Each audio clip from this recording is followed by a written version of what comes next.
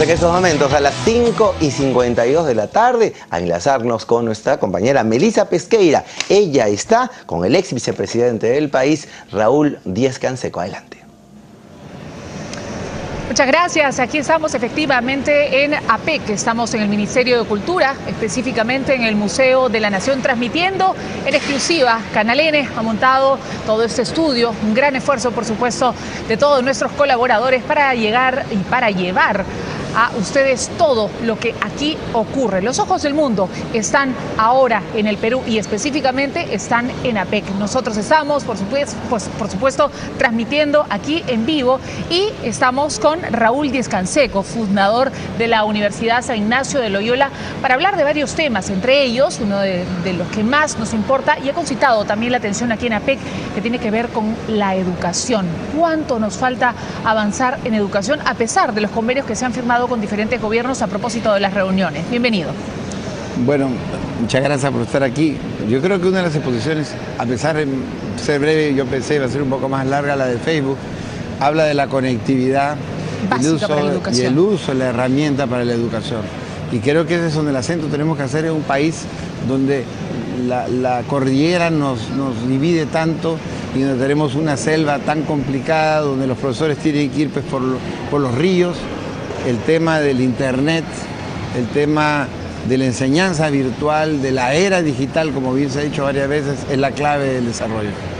A veces lo escuchamos y para quienes conocemos nuestro país, el Perú, y lo difícil que es acceder a ciertos territorios, a ciertos lugares donde hay extrema pobreza, pensar en tecnología, pensar en esas herramientas, yo no sé usted, pero se nos puede hacer de repente un poco difícil de verlo materializado. ¿Qué tan fácil o difícil cree usted que va a ser de lo que ha hablado, por ejemplo, o lo que ha lanzado como propuesta Mark Zuckerberg, por ejemplo, el uso de esos aviones no tripulados, en fin, para mantener con energía solar, para mantener y darle internet y conectividad justamente a estos niños? Bueno, lo primero que tenemos que entender o saber es que esa tecnología cada año va a ser más asequible. Los costos van a bajar considerablemente. Recordemos lo que antes valía un celular. Los primeros celulares valían más de $3.000, más grande que un zapato, eres un aparato chiquitito. Y a veces en broma le digo que por un canje se lo llevan, porque las compañías de teléfono lo que necesitan es que tu teléfono esté activo. Lo segundo es que la tecnología te va a permitir desplazar por el ciberespacio el profesor, porque el gran problema que tenemos nosotros es la calidad de la enseñanza. Y lo que tenemos que hacer en el sistema, tener los contenidos adecuados. Aquí ha habido en el pasado grandes esfuerzos de países de entregar computadoras, laptops, qué sé yo, pero nos olvidamos del software.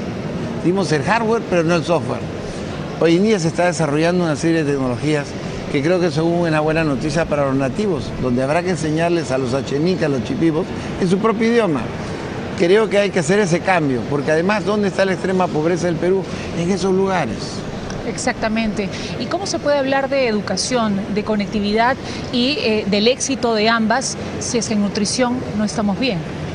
Pero qué lindo que me toques eso, porque yo escucho hablar mucho a mi esposa, Luciana de la Fuente, que está muy metida en el tema de la nutrición y donde siempre nos hace ver que donde no hay una buena nutrición no va a haber una buena educación jamás. Entonces lo que tenemos que es hermanar los programas de nutrición, de salud con los de educación. Si no, el niño se nos va a dormir en la escuela. Claro. La universidad al menos está desarrollando una serie de estudios serios para mejorar la oferta nutricional remota en esos lugares, porque los proyectos que han habido en los últimos tiempos por utilizar comida inadecuada o alimentos inadecuados han llegado totalmente deteriorados a la zona de... Pero eso se está en camino y creo que eso se va a dar. Lo importante es tener muy claro que la única manera de distribuir riqueza en un país pobre como el Perú es el ajuste equitativo y distribución del conocimiento. Eso es lo que decía el presidente Belaunde y estamos en eso. Y todos hablan de la conectividad y todos hablan de la educación y todos hablan de la importancia de esa herramienta para alcanzar el desarrollo. ¿Y de qué forma APEC, digamos, abona o ayuda en el tema educación para el Perú? Mucho porque la tecnología, inclusive lo que hablan los chinos, la podemos aplicar en el Perú. No solamente el tema del Facebook, el tema de los sistemas. Esta cuarta revolución, que es la revolución digital, es la que va a permitir bajar los niveles de analfabetismo en nuestro país y hay que traer esa inversión, esa tecnología que, como digo, cada vez cuesta menos. Inclusive de Facebook ha anunciado y ha comentado, y en el Perú ya hay algunos lugares, y por la telefonía de algunas de empresas celulares ya tienes el internet gratis. De modo que nadie va a poder el día de mañana decir yo no pude porque no tengo recursos. Claro. Y el Estado tiene que dedicarse a ser un gran promotor y facilitador. Correcto. Porque yo creo que el gran actor aquí también es la inversión privada. Hoy en día las empresas mineras están muy interesadas en tener proyectos educativos porque saben que necesitan una mano de obra calificada. Claro. Lo que están en la agricultura igual. Correcto. Hay un tema que es muy importante, que está todavía en el candelero y en el que parece que nos hemos quedado un poco trabados. Habla Pedro Pablo Kuczynski de destrabar, hablan sus ministros de destrabar, pero ese tema no se destraba y es la ley universitaria.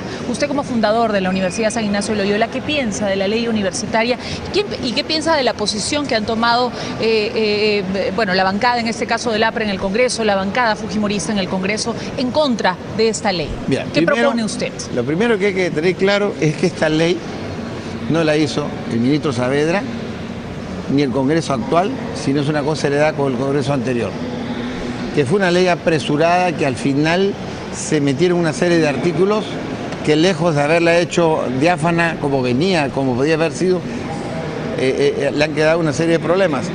Que era importante tener una nueva ley universitaria, la duda no cabe. Que había que tener un mayor control sobre las universidades, también era importante. Que hay que terminar con la universidad chatarra, también. Claro. Pero no hay que quitarle la iniciativa a la universidad privada. Hoy en día, para competir, nosotros para competir en el mundo, si yo quiero que los hijos tuyos o los de otros vayan a San Ignacio y no vayan a otra universidad, yo tengo que ser excelente, tengo que ser eficiente, tengo que ser moderno, técnico, etcétera, porque estoy en competencia. Todos los años 1000 alumnos de San Ignacio van al mundo y 1000 del mundo vienen. ¿Cómo crees que vienen si no soy tecnológicamente competitivo? En infraestructura, en conocimientos, no en contenido. Eso. ¿Y la ley no permita, por ejemplo, la ley no permite que tú puedas estudiar en el verano. Tienes que hacer tu carrera 5 años. O sea, los que quieren estudiar en el verano no pueden, claro, no pueden adelantar.